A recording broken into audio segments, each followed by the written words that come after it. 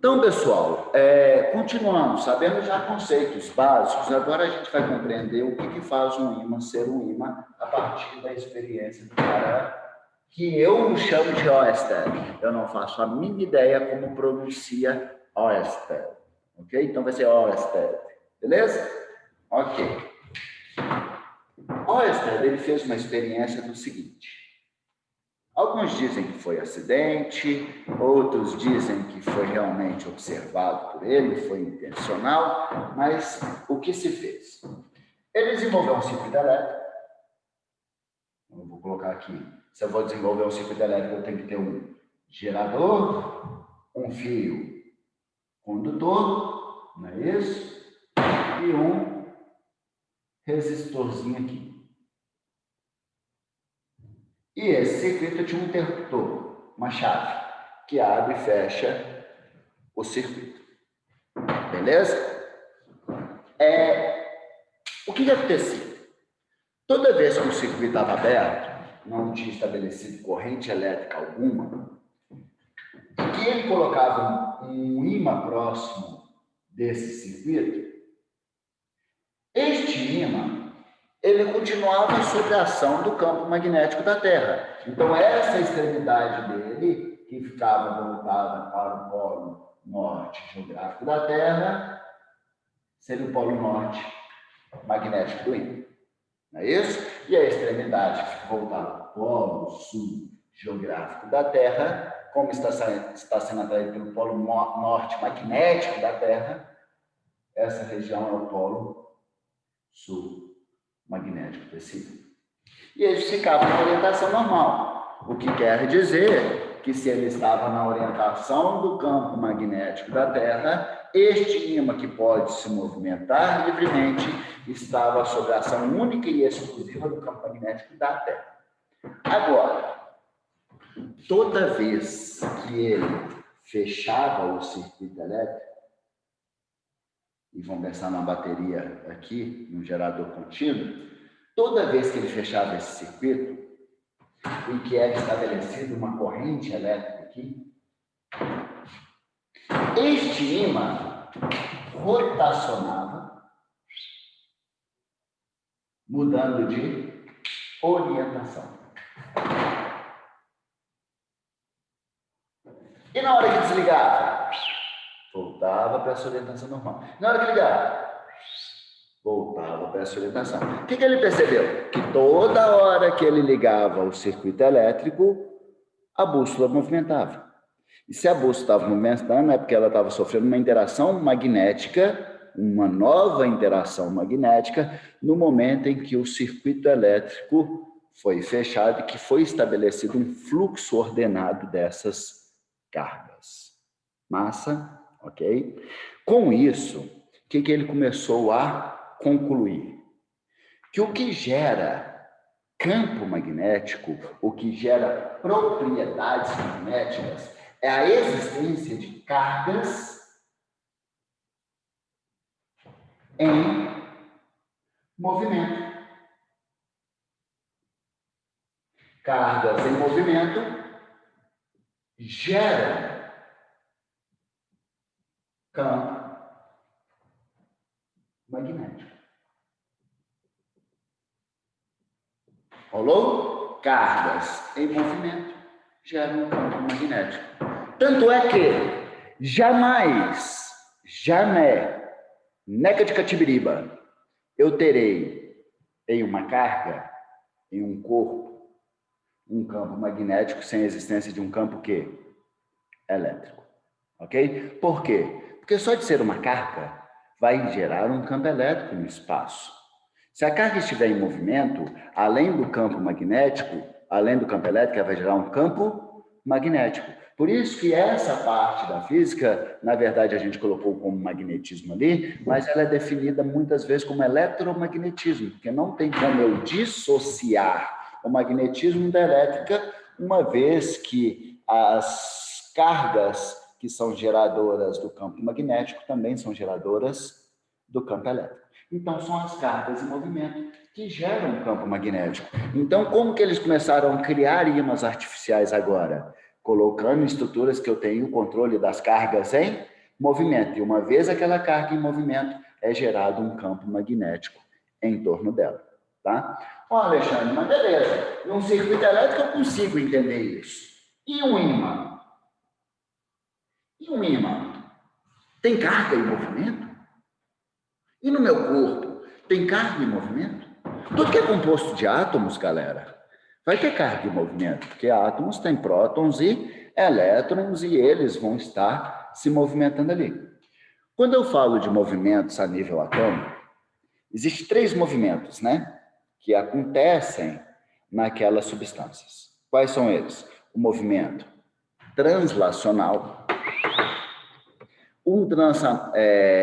de deslocamento, um movimento vibracional e um movimento rotacional, ok? Então as cargas ficam indo e vindo, tremendo e girando, não é isso? Em que o movimento translacional, o grau de agitação dessas moléculas, está relacionado com a energia cinética da molécula, está relacionado com a temperatura, ok?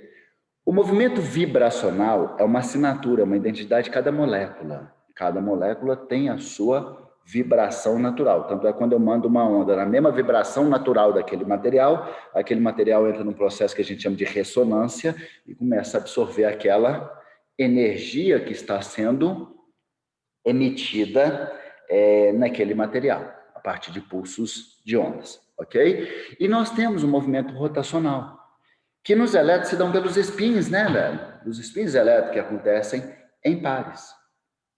O que acontece?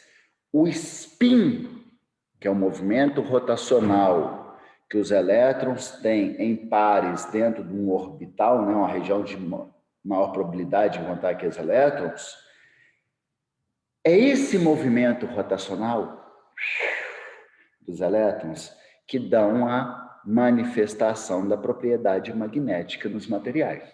Mas você vira e fala assim, olha, mas todo átomo que tem elétron, velho, ele tem um spin. Os elétrons estão ali movimentando. Por que algumas substâncias não manifestam propriedades magnéticas e vai ter outras que manifestam? Se a gente parar para pensar, o que acontece? A maioria das substâncias quer dizer, todas as substâncias têm os elétrons em movimento de spin. Só que o movimento de spin, de rotação, na maioria das substâncias é um movimento aleatório. E nessa condição de movimento aleatório, eu vou ter uma distribuição, a distribuição racêmica, né, que a gente fala, uma distribuição igualitária, entre o número de elétrons que estão girando no sentido horário e o número de elétrons que estão girando no sentido anti-horário. Então, se eles estão girando em sentidos contrários, eles vão manifestar campos magnéticos opostos. E aí o que acaba acontecendo? Eles se anulam. O grande legal da magnetita, que por algum motivo que particularmente não é compreendido, não é detalhado nos livros, boa parte não, né? Os elétrons na magnetita, eles vão ter spin no mesmo sentido de rotação. No mesmo sentido de rotação. Ok? De tal forma que o campo magnético gerado por cada elétron, em vez de se anular, eles vão o quê? Se somar. E no fim das contas, esse material vai ter um campo magnético, uma propriedade magnética resultante, desencadeando os polos magnéticos no ímã, polo norte de um lado, polo sul magnético no outro. Beleza? Tanto é que quando eu pego uma magnetita e aproximo de um ferro, uma substância ferromagnética, o que ela faz? Induz que os elétrons daquela substância ferromagnética tenham também todos os mesmos sentidos de rotação e que é o mesmo sentido do ímã. Então, se todos os spins do magnetito estiverem rodando em sentido horário, se eu aproximar uma substância ferromagnética, os spins deles também vão estar o quê? Rotacionando em sentido horário. O que eu gerei foi uma polarização magnética, uma indução magnética aí dessa substância ferromagnética. E as diamagnéticas?